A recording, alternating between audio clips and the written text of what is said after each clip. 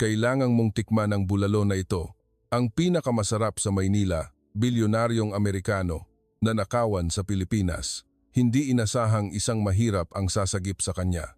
Isipin mo, isa kang bilyonaryo na nakatira sa matatayog na gusali, sumasakay sa pribadong eroplano at naniniwalang wala ng anumang bagay sa mundong ito ang makakagulat sa iyo.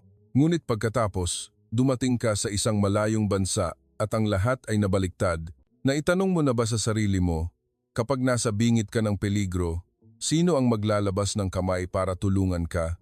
Ngayon, papasok tayo sa isang tunay at dramatikong kwento tungkol sa isang bilyonaryong Amerikano na ninakawan sa Pilipinas. At ang pinakakagulat-gulat, ang nagligtas sa kanya ay isang mahirap na tao na tila walang maibibigay. Halina't tuklasin natin ang kwentong ito. Isang paglalakbay mula sa tuktok ng katanyagan patungo sa kailaliman ng kawalan ng pag-asa. Pagkatapos ay makahanap muli ng sinag ng pag-asa. Si James Carter, isang tech billionaire mula sa Silicon Valley, ay hindi na bago sa sinumang sumusubaybay sa pandaigdigang negosyo. Sa edad na 52, pagmamay-ari niya ang $1 bilyong na imperyo ng teknolohiya na may mga aplikasyon na nagbabago sa paraan ng pakikipag-ugnayan at pagtatrabaho ng mga tao. Nabuhay si James sa buhay na pinapangarap ng marami. Mararangyang mansyon sa California, maringal na yate, at mga paglalakbay sa buong mundo. Ngunit sa likod ng marangyang panlabas, si James ay isang lalaki na laging naghahanap ng mas malalim na kahulugan sa buhay. Naniniwala siya na mabibili ng pera ang lahat, maliban sa isa, ang katapatan. Noong 2023, nagpasya si James na pumunta sa Pilipinas, isang bansa, na alam lang niya sa pamamagitan ng mga artikulo tungkol sa bilis ng pag-unlad ng ekonomiya at natatanging kultura. Gusto niyang magsaliksik ng mga oportunidad sa pamumuhunan sa umuusbong na tech market doon. Bukod pa rito, nabalitaan niya ang tungkol sa maliliit na komunidad, sa mga simpleng tao, at nag-usisa siyang makaranas ng kakaiba, malayo sa karaniwang karangyaan. Nag-book si James ng tiket sa eroplano, pumili ng isang 5-star hotel sa gitna ng Maynila at nagplano para sa 2 linggong biyahe. Sa kanyang unang araw sa Pilipinas, nabighani si James sa sigla ng lungsod. Ang mga kalye na puno ng mga tricycle at jeepney, ang maingay na busina, at ang masarap na amoy ng pagkain mula sa mga karenderya sa gilid ng kalye ay nagdulot sa kanya ng pagtataka at kagalakan. Naglakad siya, nagkuha ng mga litrato at naramdaman niya na para siyang isang explorer sa isang ganap na bagong mundo. Ngunit hindi alam ni James na sa mismong araw na iyon, napansin na siya. Isang grupo ng mga profesional na magnanakaw na umaaligid sa matataong lugar ang nakakilala sa kanya. Isang dayuhan na nakasuot ng mamahaling damit, may kumikinang na Rolex at may dalang designer backpack. Para sa kanila, si James ay isang perpektong biktima. Nang gabing iyon, nagpasya si James na umalis sa hotel upang galugarin ang night market o tiangge sa gabi. Narinig niya ang tungkol sa isang sikat na night market kung saan nagtitipon ang mga lokal, kumakain at namimili. Sa kanyang kasabikan, isinuot niya ang kanyang backpack na naglalaman ng kanyang pasaporte, ilang cash, at isang laptop na may mahahalagang data ng kumpanya. Hindi siya nagdala ng bodyguard dahil naisip niya na isa lamang siyang ordinaryong turista at ang Pilipinas, ayon sa nabasa niya, ay isang ligtas na lugar. Habang abala si James sa pagtingin sa mga makukulay na stall, isang grupo ng 3 lalaki ang lumapit. Normal ang kanilang suot, nakikisama sa dami ng tao. Ang isa ay nagkunwari na bumangga kay James at nagsorry sa sirang Ingles, habang ang pangalawa ay mabilis na ginupit ang strap ng backpack. Bago pa man nalaman ni James na wala na ang backpack, lumingon siya ng gulat. Nakita lang ang anino ng 3 lalaki na tumakbo sa madilim na eskinitas. Sumigaw si James at hinabol sila, ngunit dahil sa dami ng tao at hindi pamilyar sa lugar, mabilis siyang nawalan ng bakas. Pasaporte, pera at data ng kumpanya, lahat nawala sa loob lamang ng ilang segundo. Tumayo si James sa gitna ng night market, humihingal. Sinubukan niyang tawagan ang hotel ngunit nasa ninakaw na backpack din ang telepono. Hindi siya marunong magtagalog, wala siyang pera at hindi niya alam kung ano ang susunod na gagawin. Sa unang pagkakataon sa buhay niya, si James Carter, ang laging may kontrol sa lahat, ay nakaramdam ng lubos na kawalan ng magawa. Tumayo siya doon sa gitna ng mga dayuhang tao, hindi alam na malapit na siyang dalhin ng tadhana sa isang mahalagang pagkikita. Sa gitna ng kanyang kawalan ng pag-asa, napansin ni James ang isang payat na lalaki, nasa katanghaliang gulang, nakasuot ng kupas na polo na nakatingin sa kanya mula sa malayo. Ang pangalan ng lalaki ay Mang Dante, isang tricycle driver sa lugar ng palengke. Hindi mayaman si Mang Dante, naghihirap pa nga siya sa pagkuha ng barya para tustusan ang kanyang pamilya. Ngunit nang makita niya si James na may gulat na mukha at humihingi ng tulong, naramdaman ni Mang Dante na hindi niya ito maaaring balewalain. Lumapit siya gamit ang tagpi-tagping Ingles na natutunan niya mula sa mga dayuhang pasahero at nagtanong, "Are you okay, sir? May maitutulong ba ako?" Si James, kahit nag-aalinlangan, ay wala ng ibang opsyon. Ikinuwento niya ang tungkol sa pagnanakaw, nanginginig ang boses. Tumango si Mang Dante, hindi nangako ng malaki, ngunit nagsabing, "Alam ko ang lugar na ito, baka makatulong ako na mahanap." Nagulat si James, bakit ang isang dayuhan na mukhang mahirap ay handang tumulong ng walang hinihinging kapalit. Dinala ni Mang Dante si James sa mga makipot na eskinita, kung saan siya karaniwang naghahatid ng mga pasahero. Nagtanong siya sa mga nagtitinda, sa ibang mga tricycle driver, at maging sa ilang batang naglalaro sa malapit. Bagamat hindi niya agad nahanap ang backpack, hindi sumuko si Mang Dante. Dinala niya si James sa isang maliit na karinderya, inalok siya ng isang palamig at sinabing, "Huwag kang mag-alala, gagawin ko ang lahat." Tiningnan ni James si Mang Dante, puno ng pag-aalinlangan, ngunit may halo ring kaunting pag-asa. Hindi niya alam na ang paglalakbay na ito ay hindi lang tungkol sa paghahanap ng backpack, kundi isang malalim na aral tungkol sa kabutihan at katapatan, mga bagay na hindi mabibili ng pera. Si Mang Dante, na may sirang tsinelas at lumang tricycle, ay naging isang hindi inaasahang gabay sa buhay ng isang bilyonaryo. Nakaupo si James sa maliit na karinderya, ang mahinang ilaw mula sa fluorescent bulb ay tumama sa kanyang mukha, na nagpapakita ng kanyang pagod at pag-aalala. Ang palamig sa harap niya ay natunaw na ang yelo, ngunit hindi niya ito pinansin. Nagulo ang isip niya sa nawawalang backpack, sa mahahalagang dokumento sa laptop, at sa pasaporte, ang tanging bagay na nagpapatunay kung sino siya sa bansang ito. Si Mang Dante, ang tricycle driver na nakaupo sa tapat niya, ay may sinasabi sa ale ng karinderya sa Tagalog. Hindi naintindihan ni James, ngunit napansin niya ang boses ni Mang Dante na puno ng determinasyon na para bang gusto niya talagang tumulong. Lumingon si Mang Dante at ngumiti ng bahagya. "Nagtanong ako sa ilang kaibigan ko dito, sabi nila may isang grupo ng mga magnanakaw na laging umaaligid sa eskinitas malapit sa palengke. Baka nasa kanila pa ang gamit mo. Sasamahan kitang hanapin sila, okay lang ba?" Tiningnan ni James si Mang Dante. Mayroon pa ring pag-aalinlangan. Sanay siya sa mundong ang bawat tulong ay may katumbas na presyo. Ngunit ngayon, sa gitna ng kanyang kawalan ng pag-asa, tumango siya. "Salamat, Mang Dante. Hindi ko alam ang gagawin ko kung wala ka." Dinala ni Mang Dante si James sa kanyang lumang tricycle, isang Honda TMX na kupas na ang pintura. Si James, na sanay umupo sa mararangyang limousine, ay nakaramdam ng pagtataka nang sumakay sa likuran ng motor. Pinasuot ni Mang Dante si James ng helmet at tumawa ng malakas. "Kailangan mong isuot ito, baka mahuli ka ng pulis." Ngumiti ng mahina si James sa unang pagkakataon ng gabing iyon. Nakaramdam siya ng kaunting ginhawa. Dumaan sila sa masisikip na eskinita ng Maynila. Ang malalabong ilaw ng kalsada, ang mga pader na may graffiti at ang tahol ng aso ay lumikha ng isang misteryoso ngunit masiglang tanawin. Huminto si Mang Dante sa isang sulok ng eskinita kung saan may nagtitipong grupo ng mga kabataan. Bumaba siya at kinausap sila sa mabilis at diretsyong tono. Nagmasid si James mula sa tricycle. Hindi siya naintindihan ngunit nagulat siya sa tiwala at walang takot na pakikipag-ugnayan ni Mang Dante. Ang isang mahirap na lalaki na nabubuhay sa pagmamaneho ng tricycle ay tila iginagalang ng buong komunidad. Pagkatapos ng ilang minuto, bumalik si Mang Dante at umiling. Wala silang alam tungkol sa backpack mo pero may nakakita sa grupo ng mga magnanakaw na tumakbo patungo sa bakanteng lote malapit sa ilog. Sa tingin ko, dapat nating subukan doon. Tumango si James kahit nagsisimula na siyang mawalan ng pag-asa.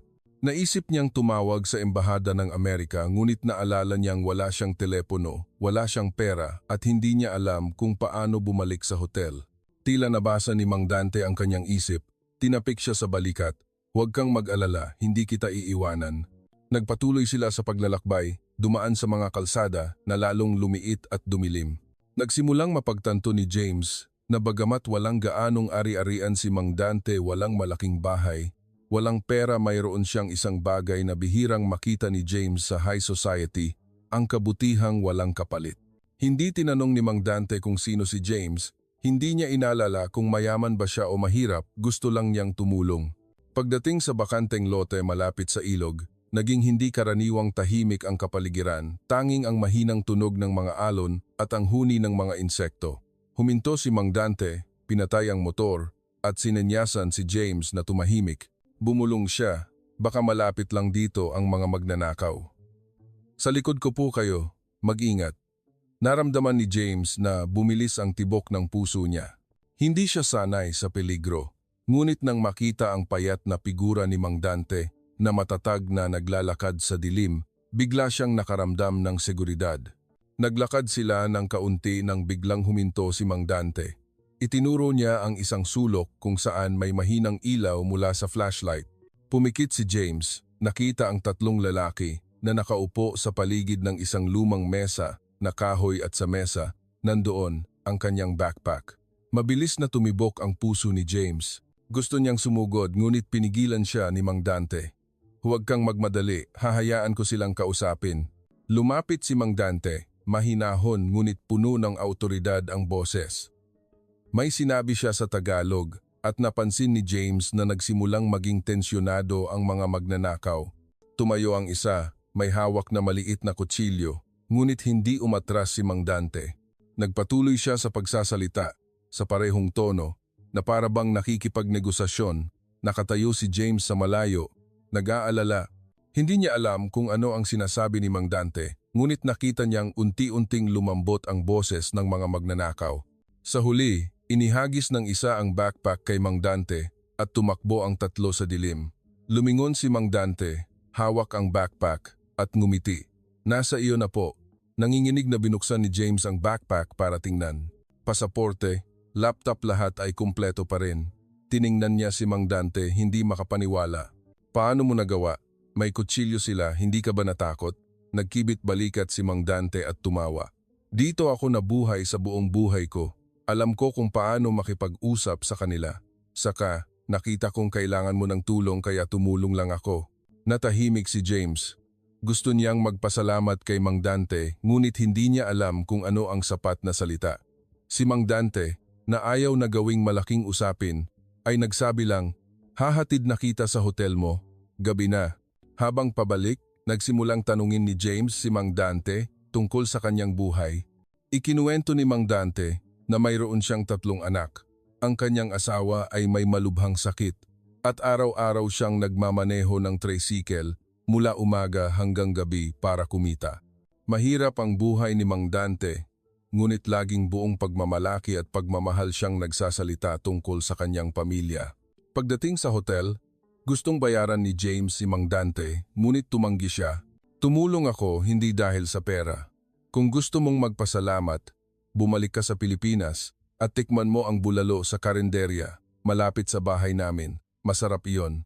Tumawa si James, kumalat ang init sa kanyang puso.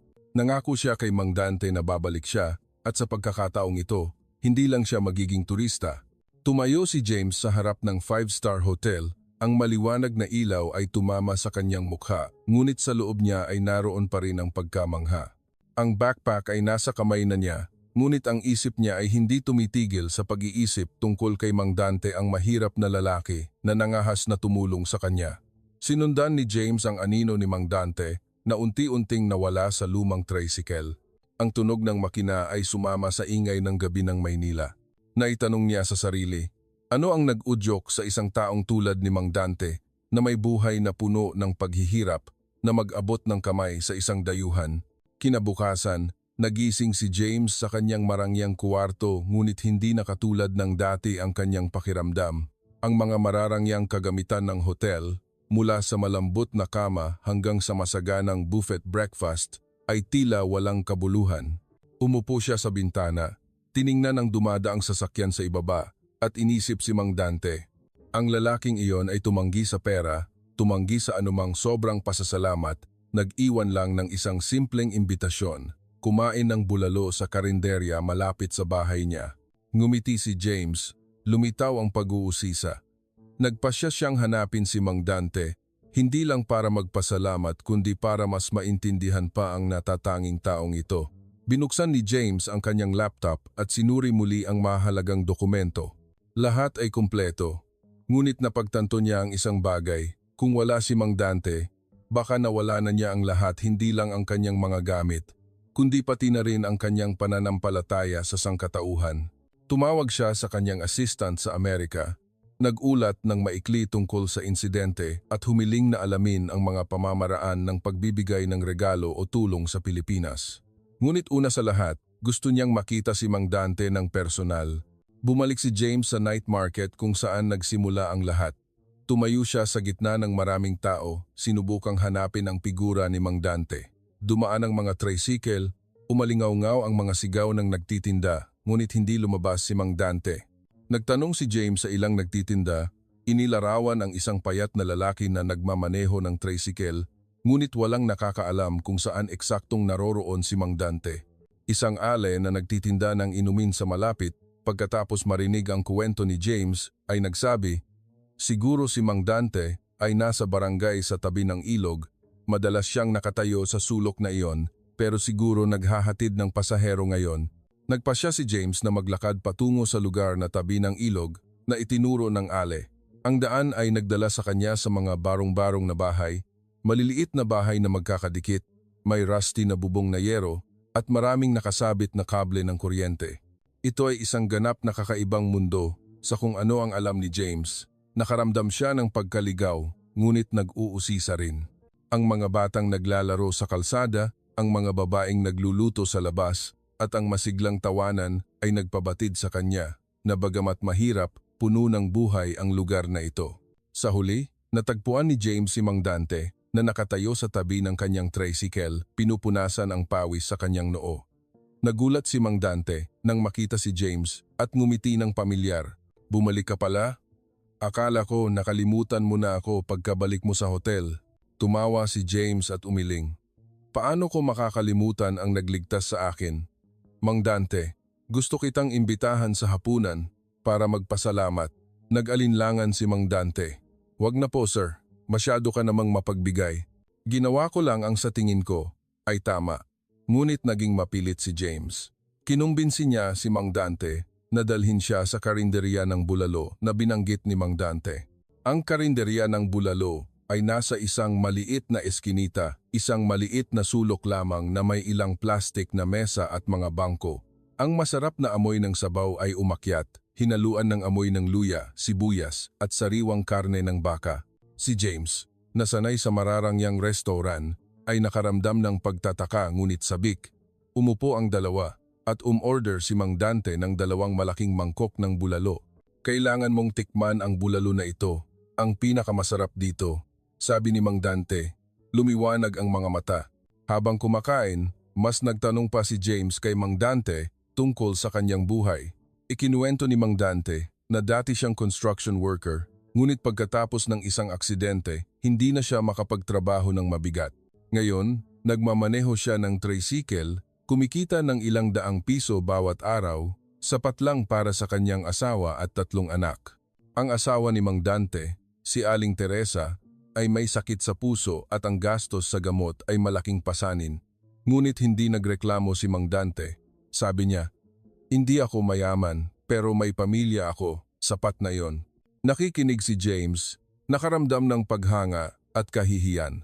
Naisip niya ang perang ginastos niya sa mararangyang party, sa mamahaling kotse, at napagtanto niya kung gaano iyon walang kabuluhan kumpara sa pinagdadaanan ng pamilya ni Mang Dante.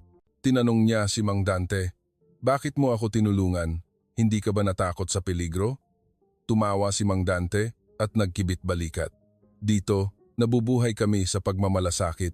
Bisita ka, naaksidente ka, normal lang, na tumulong ako. At saka, nakita ko na mabait ka rin. Ang sinabi ni Mang Dante ay nagpatahimik kay James. Napagtanto niya na sa kanyang mundo, ang kabutihan ay kadalasang pinagdududahan, itinuturing na may motibo. Ngunit dito, tinulungan siya ni Mang Dante nang walang ibang dahilan kundi ang tama.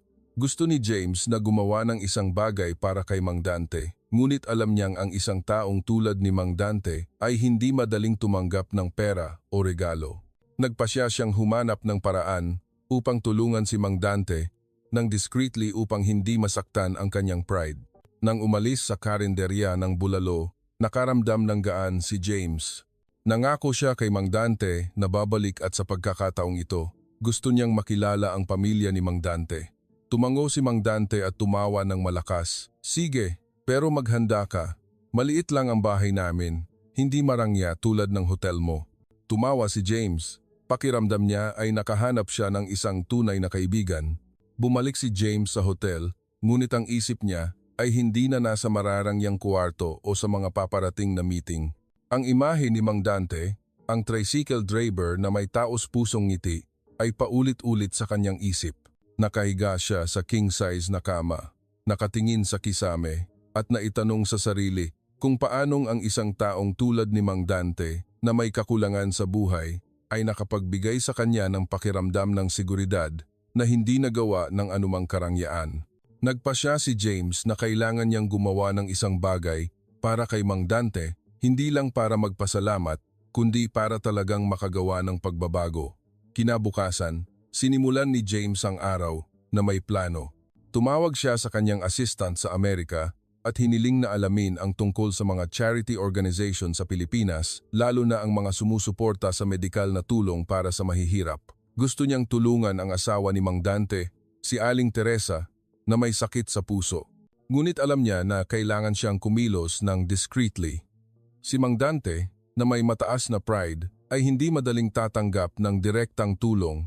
Kailangan ni James ng isang maingat na paraan upang maramdaman ni Mang Dante na ito ay hindi awa kundi isang oportunidad. Habang naghihintay ng impormasyon mula sa kanyang assistant, nagpasya si James na bumalik sa barangay sa tabi ng ilog para hanapin si Mang Dante. Gusto niyang mas maintindihan pa ang buhay ng lalaking ito at higit sa lahat, gusto niyang makilala ang pamilya ni Mang Dante. Nagdala si James ng isang maliit na kamera, hindi para kumuha ng litrato ng turista, kundi para itala ang mga tunay na sandali ng lugar na ito. Naramdaman niya na tinuturuan siya ng Pilipinas ng isang aral na hindi na ituro ng anumang business school, ang halaga ng koneksyon ng tao. Pagdating sa lugar na tabi ng ilog, nakita ni James si Mang Dante na nag-aayos ng kanyang tricycle sa isang sulok ng kalsada. Tumingala si Mang Dante, nagulat nang makita si James. Nandito ka na naman? Hindi ka na ba natatakot na maligaw? Nagbiro si Mang Dante, pinunasan ang kanyang kamay sa lumang damit. Tumawa si James at umiling. Gusto kong makilala ang pamilya mo, Mang Dante. Tinulungan mo ako. Ngayon, gusto kong malaman ang higit pa tungkol sa buhay mo. Nag-alinlangan sandali si Mang Dante ngunit tumango rin. Sige, pero simple lang ang bahay namin, huwag mo sanang mamasamain. Sinundan ni Mang Dante si James sa mga liku-likong eskinita patungo sa isang maliit na bahay na may bubong na yero. Ang bahay ay mayroon lamang isang maliit na sala, isang sulok ng kusina at isang masikip na silid-tulugan. Ang asawa ni Mang Dante, si Aling Teresa, ay nakaupo sa isang maliit na upuan, maputla ang mukha ngunit may mainit na ngiti. Ang tatlong anak ni Mang Dante, 2 babae, isang lalaki, ay naglalaro sa labas. Nang makita si James, nag-usisa ang mga bata at tumakbo palapit, bumati sa sirang Ingles. Ngumiti si James, pakiramdam niya ay bumalik siya sa kanyang pagkabata nang ang lahat ay simple at taos-puso. Inalok ni Aling Teresa si James na umupo at nagtimpla ng mainit na tsaa. Ikinuwento niya na may sakit siya sa puso sa loob ng maraming taon ngunit walang pera ang pamilya para sa operasyon. Bawat buwan, ang gastos sa gamot ay kumakain na halos sa buong kinikita ni Mang Dante.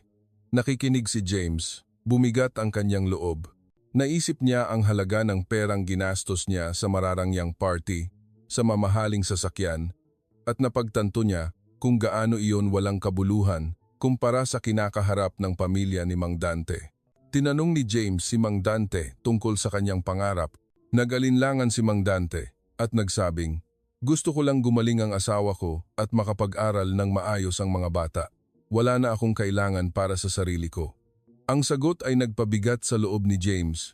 Napagtanto niya na si Mang Dante ay hindi lang ang nagligtas sa kanya mula sa mga magnanakaw, kundi ang nagpaalala rin sa kanya ng mga halaga na nakalimutan niya: pamilya, pasasalamat at sakripisyo. Bago umalis, kinuha ni James ang litrato ng buong pamilya ni Mang Dante. Nangako siya na babalik at sa pagkakataong ito, magdadala siya ng isang espesyal na regalo. Ngumiti lang si Mang Dante, walang tinanong. Sa daan pabalik, nagsimulang magplano si James. Nakipag-ugnayan siya sa isang non-profit medical organization sa Pilipinas. Nag-alok na tustusan ang gastos sa operasyon ni Aling Teresa, ngunit hiniling na panatilihing confidential ang kanyang pagkakakilanlan. Ayaw niyang maramdaman ni Mang Dante na may utang na loob siya. Pagkalipas ng ilang araw, nakatanggap si James ng balita mula sa medical organization. Nakipag-ugnayan sila sa isang leading hospital sa Maynila at si Aling Teresa ay maaaring maoperahan ng libre sa pamamagitan ng isang support program. Hiniling ni James na ayusin nila ito upang isipin ni Mang Dante na ito ay isang oportunidad mula sa ospital, hindi mula sa kanya. Gusto niyang matanggap ni Mang Dante ang tulong nang hindi nakakaramdam ng presyon. Bumalik si James para makita si Mang Dante at nagdala ng magandang balita. Sabi niya, "Mang Dante, narinig ko na may medical assistance program sa malaking ospital. Subukan mong dalhin ang asawa mo doon, baka makatulong sila." Nag-alinlangan si Mang Dante, ngunit lumiwanag ang kanyang mga mata nang marinig ang oportunidad na ito. Nagpasalamat siya kay James. Hindi niya alam na si James ang nasa likod ng lahat. Nakaupo si James sa kanyang hotel room, nakatingin sa Maynila na nagniningning sa ilaw ng gabi. Ngunit sa pagkakataong ito, hindi na siya nakakaramdam ng pagkaiba sa lungsod. Ang maingay na mga kalsada, ang maliliit na eskinita, at ang kuwento ni Mang Dante ay naging bahagi na niya.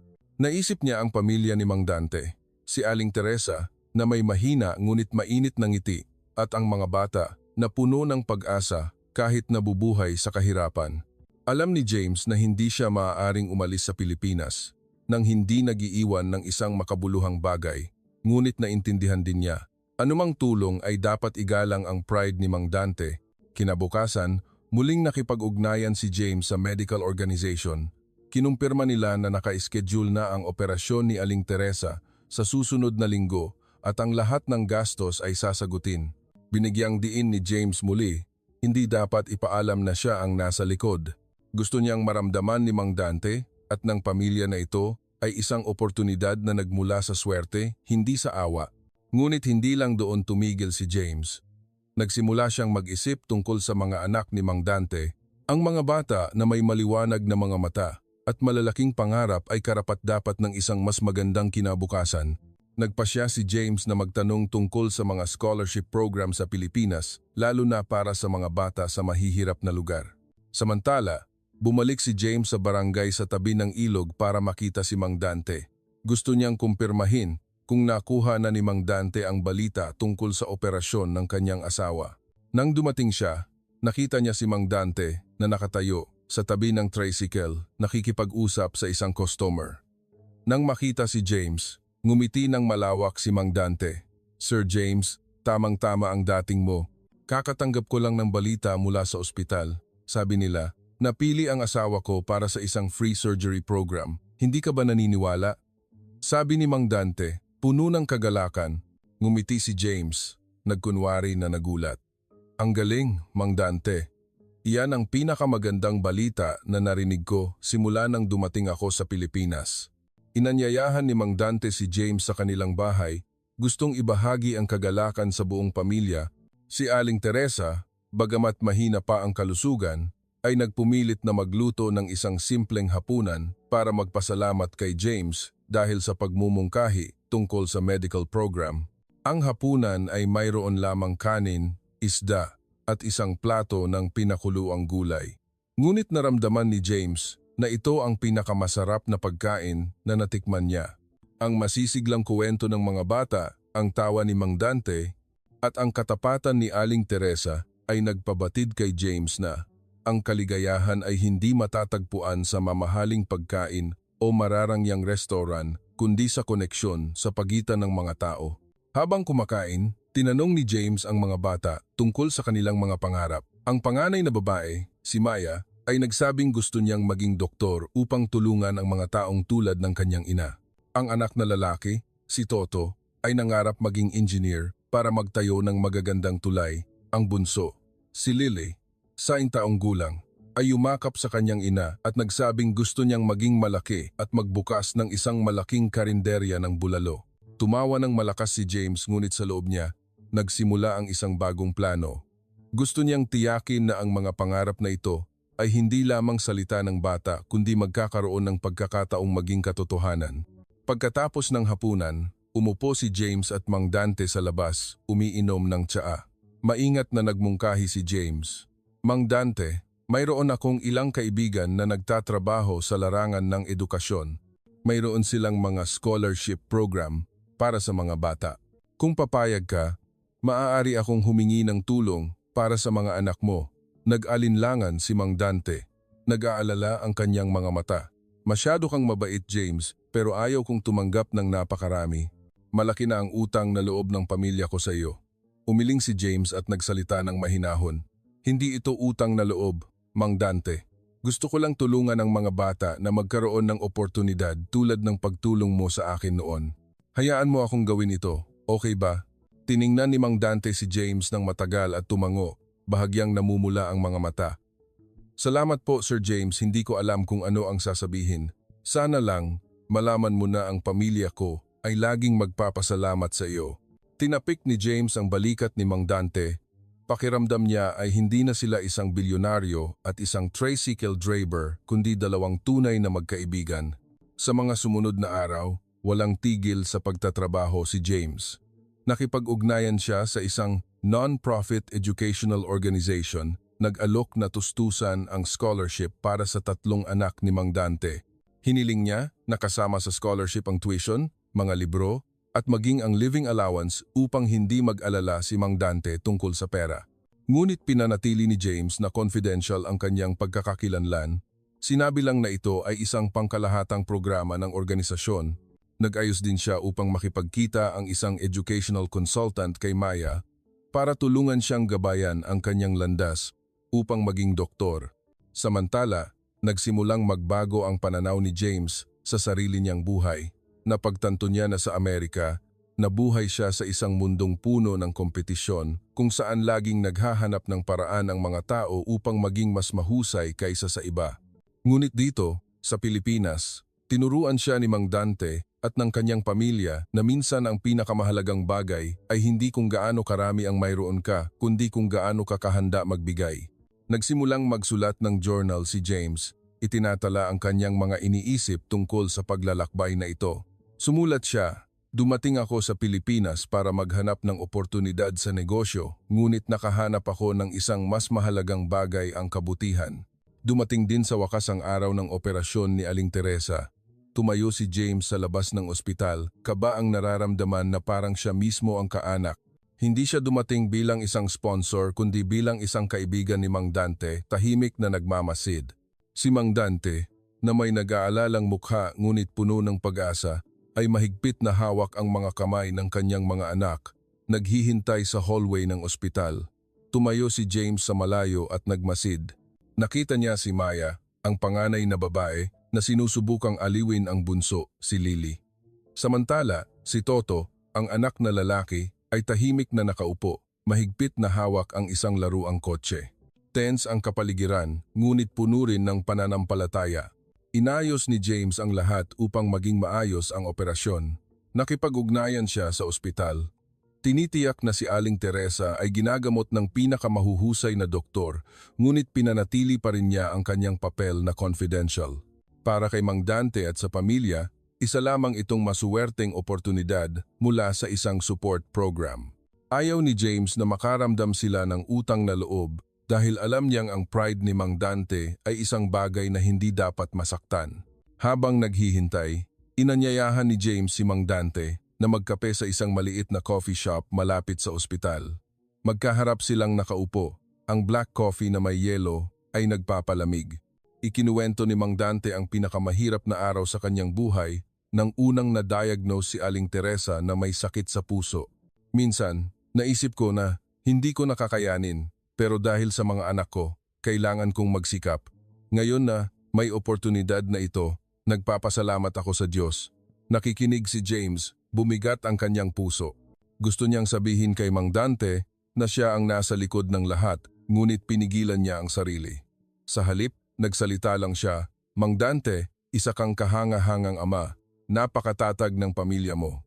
Pagkalipas ng ilang oras, lumabas ang doktor at ngumiti. Matagumpay ang operasyon. Kailangan ni Aling Teresa ng oras para gumaling, ngunit nalampasan na ang peligro. Niyakap ni Mang Dante ang kanyang mga anak. Salamat sa Diyos. Tumayo si James sa malayo. Pakiramdam niya ay nabawasan ng isang malaking pasanin. Tahimik siyang umalis sa ospital. Ayaw sirain ang sandali ng pagsasama-samang pamilya ni Mang Dante, ngunit alam niya sa kanyang puso na ito ay isa sa pinakamakahulugang araw sa kanyang buhay. Sa mga sumunod na araw, nagpatuloy si James sa pakikipag-ugnayan kay Mang Dante. Dinalaw niya si Aling Teresa nang nakalabas na sa ospital. Nagdala ng basket ng prutas at ilang maliliit na regalo para sa mga bata. Si Aling Teresa, bagamat mahina pa, ay hinawakan ang kamay ni James at nagpasalamat dahil sa pagiging malapit niya sa kanilang pamilya. "Sir James, para ka na naming pamilya," sabi niya, emosyonal.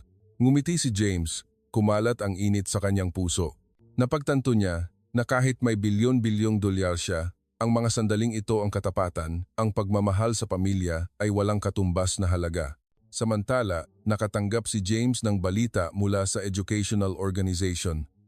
Ang scholarship para sa 3 anak ni Mang Dante ay naaprubahan na. Si Maya ay susuportahan upang ituloy ang kanyang pangarap na maging doktor. Si Toto ay makakasali sa mga STEM class upang alagaan ang kanyang pangarap na maging engineer, at si Lily ay magkakaroon ng educational fund upang tiyakin ang kanyang kinabukasan. Hiniling ni James sa organisasyon na ipaalam kay Mang Dante na ito ay isang pangkalahatang scholarship program na walang kinalaman sa kanya. Gusto niyang maramdaman ni Mang Dante ang pagmamalaki dahil napili ang kanyang mga anak at hindi dahil sa tulong ng isang dayuhan. Ngunit malapit nang matapos ang paglalakbay ni James sa Pilipinas, nakatanggap siya ng email mula sa kanyang kumpanya na nagpapaalala sa kanya tungkol sa mahahalagang meeting sa Amerika. Alam ni James na kailangan niyang bumalik sa kanyang mundo ang matatayog na gusali, ang $1,000,000 na kontrata at ang walang tigil na presyon, ngunit hindi na siya ang dating James Carter. Ang Pilipinas, at lalo na si Mang Dante, ay nagpabago sa kanya. Nagsimula siyang magtanong, "Maaari ko bang dalhin ang mga aral dito sa aking buhay sa Amerika? Maaari ba akong mamuhay ng mas simple, mas makabuluhan?" Bago umalis sa Pilipinas, nagpasya si James na gumawa ng huling bagay. Nakipag-ugnayan siya sa isang lokal na organisasyon, nag-alok na magtayo ng isang fund para sa medikal at edukasyon para sa mga pamilyang tulad ni Mang Dante. Ayaw niyang tulungan lang ang isang tao, kundi gusto niyang gumawa ng mas malaking epekto. Pinangalanan niya ang fund na Kalinga ng Kapwa Pagmamalasakit sa Kapwa, hango sa kabutihan ni Mang Dante. Nangako si James na magdodonate taon-taon, ngunit pinanatili pa rin niyang confidential ang kanyang pagkakakilanlan. Gusto niyang ang fund na ito ay gumana ng independently, nagdadala ng pag-asa sa mga taong higit na nangangailangan nito. Sa huling araw niya sa Pilipinas, nakipagkita si James kay Mang Dante ulit. Umupo ang dalawa sa pamilyar na karinderya ng Bulalo kung saan sila kumain noon. Si Mang Dante ngayon ay hindi na nag-aalala, mas madalas nang ngumiti. Ikinuwento niya na si Maya ay katatanggap lang sa isang scholarship program at si Aling Teresa ay gumagaling na ng maayos. Nakikinig si James, puno ng kagalakan.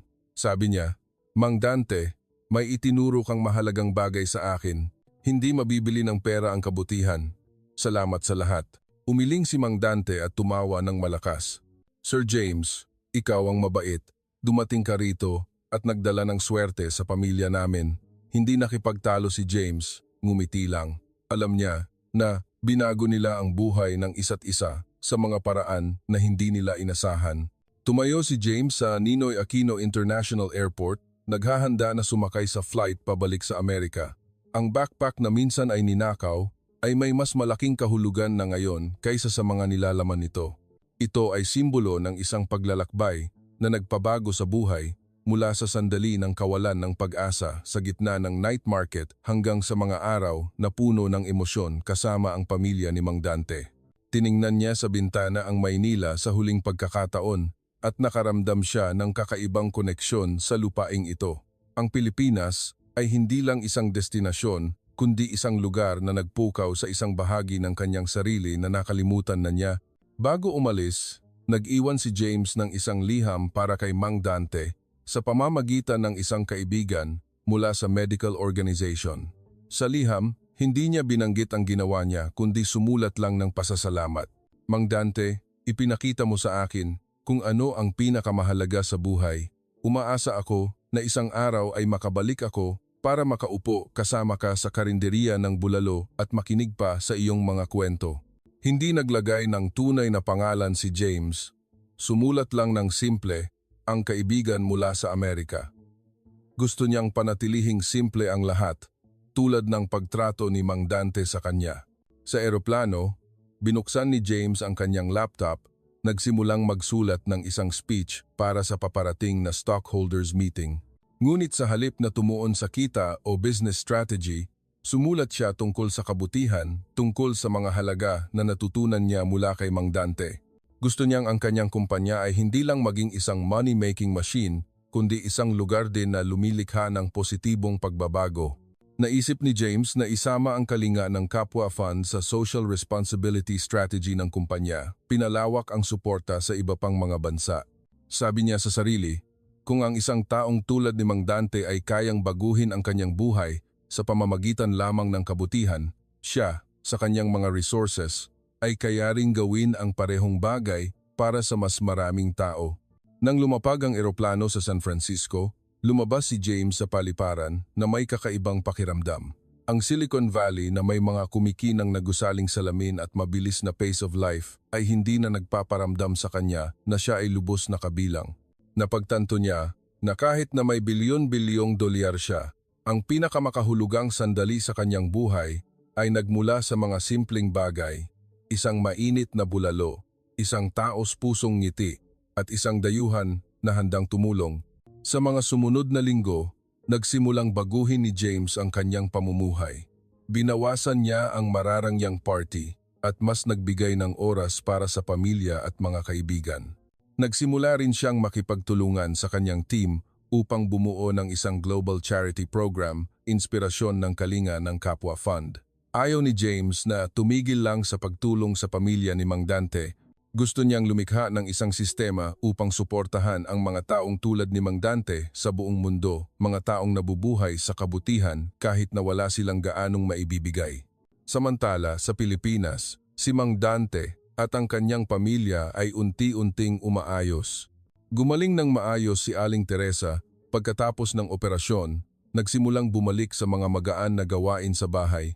Si Maya, ang panganay na babae, ay nag-aaral ng mabuti, naghahanda para sa entrance exam sa medical school. Si Toto, ang anak na lalaki, ay sumali sa isang STEM club kung saan mahilig siyang magdisenyo ng maliliit na modelo ng tulay. Si Lily, ang bunso, ay nagsimulang mag-aral sa preschool. Laging ikinukuwento ang kanyang pangarap na magbukas ng sarili niyang karinderya ng bulalo. Si Mang Dante, bagamat nagmamaneho pa rin ng tricycle araw-araw, ay nakararamdam ng mas magaan na buhay. Hindi niya alam kung sino eksaktong nasa likod ng mga oportunidad na ito, ngunit sa kanyang puso, laging nagpapasalamat siya sa kaibigan mula sa Amerika. Isang gabi, natanggap ni Mang Dante ang liham ni James. Umupo siya sa ilalim ng mahinang ilaw sa maliit na bahay, binabasa ang bawat linya. Hindi mahaba ang liham, ngunit nagpatawa ito kay Mang Dante. Sabi niya sa kanyang asawa, ang taong ito ay totoo, mayaman ngunit simple. Kung babalik siya, kailangan natin siyang imbitahan na kumain ng bulalo ulit. Tumawa si Aling Teresa at tumango. Oo naman, malaki ang utang na loob ng pamilya natin sa kanya. Si James, sa kabilang panig ng karagatan, ay hindi rin nakalimutan si Mang Dante. Inilagay niya ang litrato nilang magkasama, kasama ang pamilya ni Mang Dante sa kanyang opisina, isang paalala sa mga bagay na talagang mahalaga. Sa tuwing tinitingnan niya ang litrato, naaalala niya ang mga eskinita ng Maynila, ang tawa ng mga bata, at ang kabutihan ni Mang Dante. Nagsimula siyang magplano na bumalik sa Pilipinas hindi para mag-invest sa negosyo kundi para makita ulit ang espesyal na kaibigan na iyon. Pagkatapos ng 6 na buwan, bumalik si James sa Pilipinas. Sa pagkakataong ito, hindi siya dumating bilang isang bilyonaryo na naghahanap ng oportunidad sa negosyo kundi bilang isang kaibigan na bumalik sa lugar na nagpabago sa kanyang buhay. Lumapag ang eroplano sa Naiya isang maaraw na hapon at naramdaman ni James ang pamilyar na sigla ng Maynila, ang tunog ng busina, ang amoy ng street food at ang walang tigil na pace of life. Nagdala siya ng magaan na pakiramdam, sabik na makita ulit si Mang Dante at ang kanyang pamilya. Hindi nagpaalam si James kay Mang Dante tungkol sa pagbisita. Gusto niyang sorpresahin siya. Sa tulong ng isang kaibigan sa medical organization, nahanap niya ang address ng pamilyar na karinderya ng Bulalo kung saan siya dinala ni Mang Dante noon. Nang pumasok siya sa maliit na eskinita, nakita ni James na ang karinderya ay inayos na ngayon, may ilang bagong mesa at isang makulay na signboard. Si Mang Dante ay nakatayo sa labas, nakikipag-usap sa ilang customer. Nang makita si James, natigilan si Mang Dante at pagkatapos ay ngumiti ng malawak.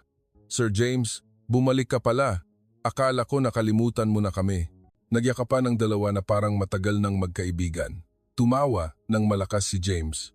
"Mang Dante, paano kita makakalimutan? Bumalik ako para kumain ng bulalo tulad ng ipinangako mo." Hinila ni Mang Dante si James papasok sa karinderiya, umorder agad ng 2 malaking mangkok ng bulalo at umupo ang dalawa. Nagsimulang magkuwento mula nang huli silang magkita. Ikinuwento ni Mang Dante na si Aling Teresa ay mas malakas na ngayon, nakakatulong na sa maliit na karinderya na binuksan nila.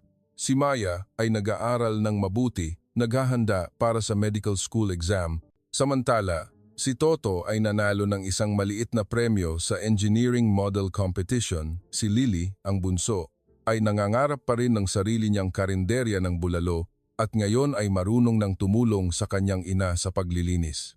Nakikinig si James, puno ng kaligayahan. Ikinuwento niya kay Mang Dante ang mga pagbabago sa kanyang sariling buhay. Sa Amerika, pinawasan niya ang mga hindi kinakailangang business project, tumuon sa pagtatayo ng Kalinga ng Kapwa Fund bilang isang international organization. Nagsimula na ang fund na tumulong sa mahihirap na pamilya sa maraming bansa, nagbibigay ng libreng medikal na tulong at edukasyon. Hindi sinabi ni James na ang fund ay inspirasyon ni Mang Dante, ngunit alam niya na kung wala ang lalaking ito, hindi niya kailanman maiisip na gawin ang mga bagay na iyon. Habang kumakain, binigyan ni James si Mang Dante ng isang maliit na regalo, isang notebook kung saan itinala niya ang mga kwento ng kabutihan na nasaksihan niya sa buong mundo, mula sa Pilipinas hanggang sa iba pang lugar. "Mang Dante, ikaw ang una sa notebook na ito," sabi ni James, taos-puso ang boses. "Ipinakita mo sa akin na ang kabutihan ay hindi nangangailangan ng pera, kailangan lang ng puso." Kinuha ni Mang Dante ang notebook at tumawa ng may hiya. "Sir James, nahihiya ako, ginawa ko lang ang normal." Nang gabing iyon, inanyayahan si James sa bahay ni Mang Dante. Ang maliit na bahay ay may ilang pagpapabuti na ngayon, isang bagong electric fan, isang maliit na bookshelf para sa mga bata, at isang family picture na nakasabit sa dingding. Nagluto si Aling Teresa ng isang masaganang hapunan. Masiglang nagkuwento ang mga bata, lalo na si Maya, na gustong magpasalamat kay James para sa scholarship program na tumulong sa kanya. Ngumiti lang si James at nagsabi, "Dahil iyan sa pagsisikap mo, Maya, tagapagdala lang ako ng balita." Nang matapos ang hapunan, tumayo si James at nagpaalam. Nangako siya na babalik sa Pilipinas bawat taon, hindi lang para makita si Mang Dante kundi para patuloy na matuto mula sa bansang ito. Hinawakan ni Mang Dante ang kamay ni James at nagsabi, "Sir James, hindi ka lang kaibigan kundi isang benefactor ng pamilya ko. Salamat po sa lahat." Umiling si James at sumagot, "Hindi, Mang Dante, ikaw ang benefactor ko." Umalis si James sa Pilipinas kinabukasan, may puso na puno ng alaala. Bumalik siya sa Amerika. Ipinagpatuloy ang kanyang trabaho, ngunit mayroon na siyang bagong layunin, mamuhay ng isang makabuluhang buhay, hindi lang para sa kanyang sarili, kundi para sa mga nasa paligid niya. Ang kalinga ng Kapwa Fund ay lumalaki, tumutulong sa libu-libong pamilya, ngunit laging may isang maliit na sulok si James sa kanyang puso para kay Mang Dante at sa kanyang pamilya, mga taong nagpaalala sa kanya na ang kabutihan ang pinakamakapangyarihang bagay sa mundo. Ang kwento ni na James at Mang Dante ay patunay na minsan ang pinakanakakagulat na sandali ay nagdadala sa atin sa pinakamalalim na aral, mula sa isang pagnanakaw sa gitna ng night market hanggang sa isang pagkakaibigan na lumampas sa lahat ng hangganan. Magkasama silang sumulat ng isang kwento tungkol sa humanity, sakripisyo at ang lakas ng espiritu ng tao. Salamat sa inyo sa pagsunod sa kwentong ito hanggang sa huli. Kung gusto ninyo ang ganitong mga kwentong puno ng inspirasyon, pindutin ang subscribe button para hindi makaligtaan ang mga susunod na video. Ibahagi ang inyong mga saloobin sa comment section at sama-samang palaganapin ang mensahe ng kabutihan sa lahat. Paalam at hanggang sa muli.